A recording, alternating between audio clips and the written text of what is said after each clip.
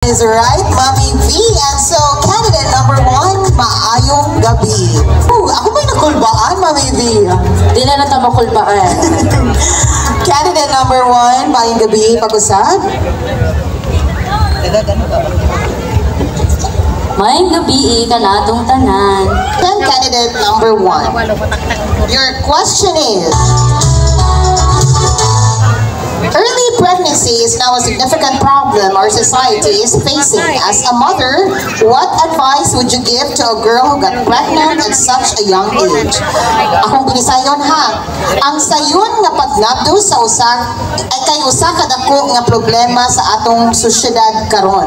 Isip usa ka inahan unsa ang imong tambag sa usa ka batang babae nga nanabdo sa ingon nga batang edad. Thank you for that wonderful question. For me, as a mother, and also I already had an experience being a mom, my advice to the girl who get pregnant at such a young age is that since you are already in that situation, all you have to do is to take good care with yourself, both physically and emotionally, because carrying a baby in your tummy within 9 months is not that easy.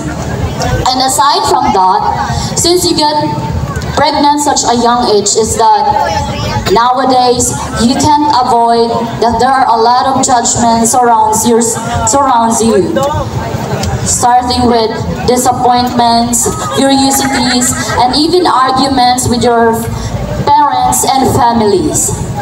And don't mind that, just ignore them.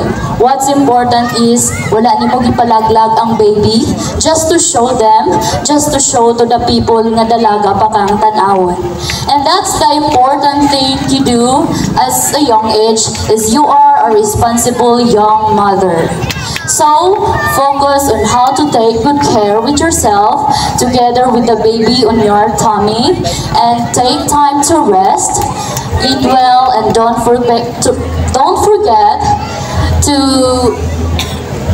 take care with yourself together with the baby inside with your tummy until he or she comes out, because when you're given a birth with your baby, trust me, all the pains and struggles will be healed.